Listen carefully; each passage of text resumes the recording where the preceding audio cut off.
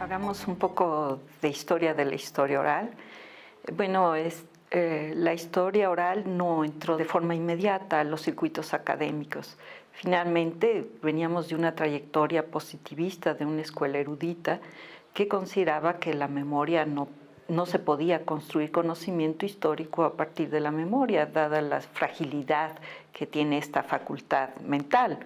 Nosotros, cada vez que pasa el tiempo, lo recordamos lo vivido de diferentes maneras, y los positivistas buscaban datos exactos. Entonces esto no parecía ser una fuente útil para la historia.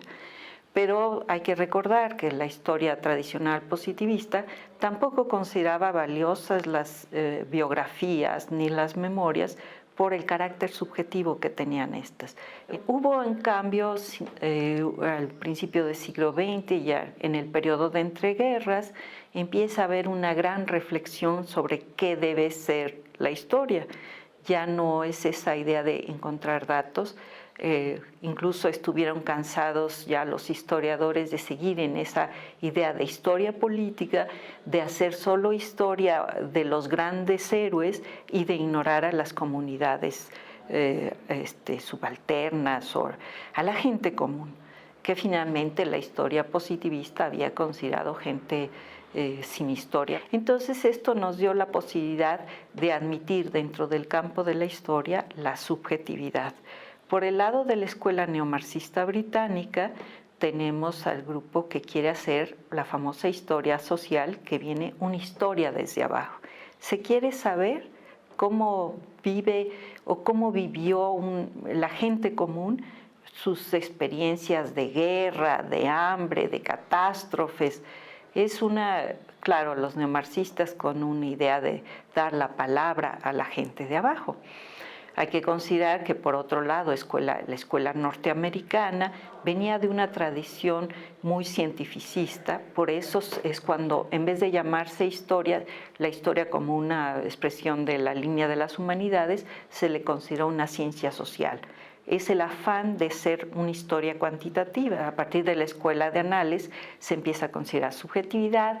Ahí viene toda la idea de mentalidad y de imaginarios. O sea que ya la tercera escuela de los Anales ya nos habla de regresar al sujeto en la historia.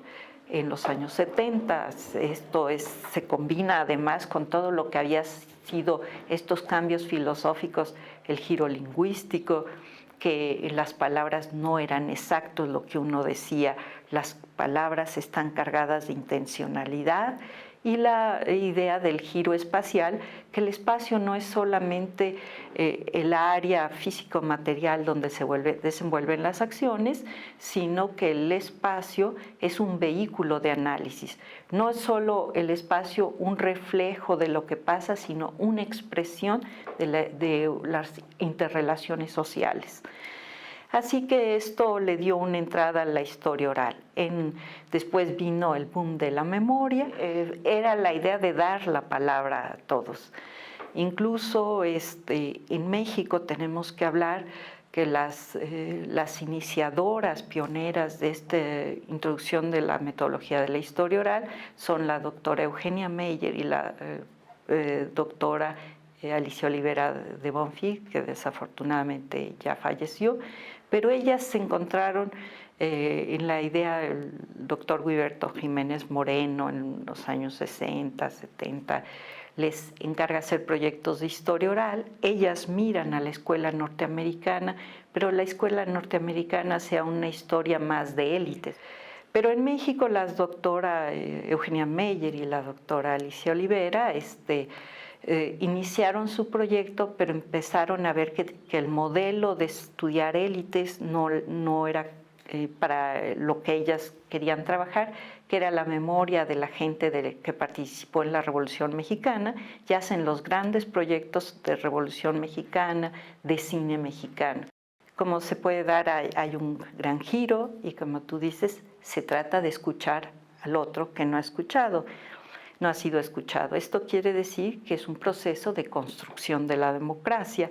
De ahí llegamos a que se dice que la historia oral es, al rescatar subjetividad, a incluir testigos y actores que no habían sido conceptualizados o introducidos en la historia, tenemos a la historia más democrática, ¿no?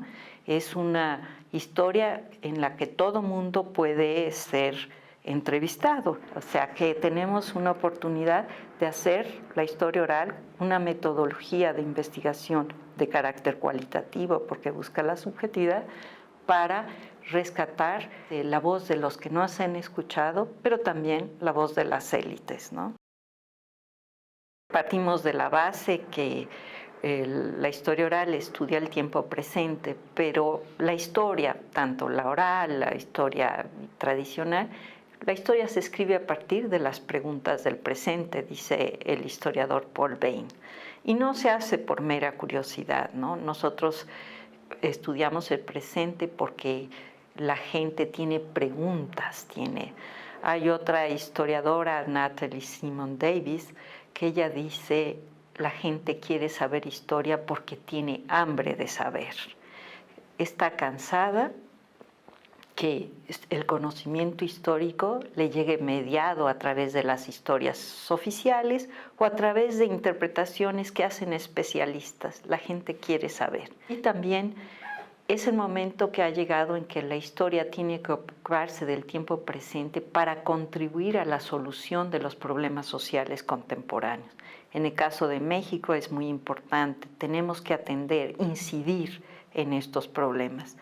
La historia oral puede contribuir como una metodología para conocer las necesidades, las problemáticas sociales desde el punto de vista del sujeto, del actor y testigo de esta situación.